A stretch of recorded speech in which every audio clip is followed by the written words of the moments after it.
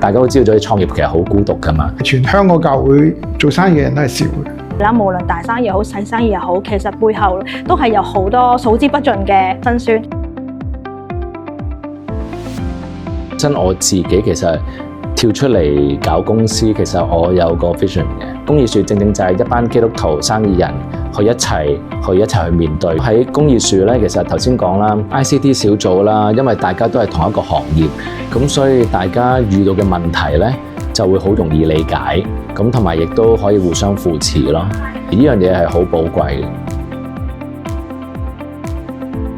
其實一個好單純嘅目的啫，有同行嘅人，大家可以彼此去坦誠嘅溝通啦。呢個喺教會係好困難嘅。做我哋盤生意，除咗利潤咧，同埋我哋做嘅嘢係咪合乎公義咧？配合嘅當中去感受到，你係唔同嘅。你係即係比一般生意人係唔係咁功利。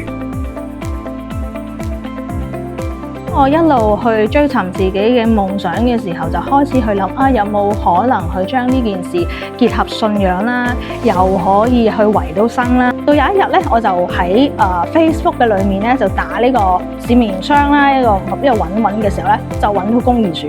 公義樹有一班嘅mentor 啦，去教我點樣咧去透過聖經啦，去將當中嘅一啲做生意嘅法則咧，可以結合到喺自己做營商嘅路上面咯。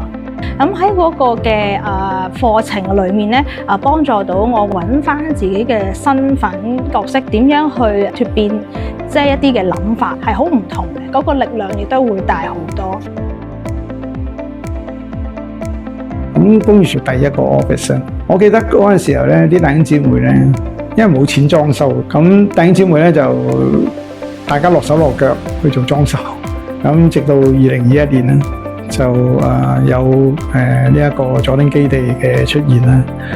當時公義樹嘅財政其實係冇能力買呢個物業嘅，但係我哋一步一步咁行。上帝睇到上帝一路為公義樹開呢一條路，令到公義樹擁有呢個地方。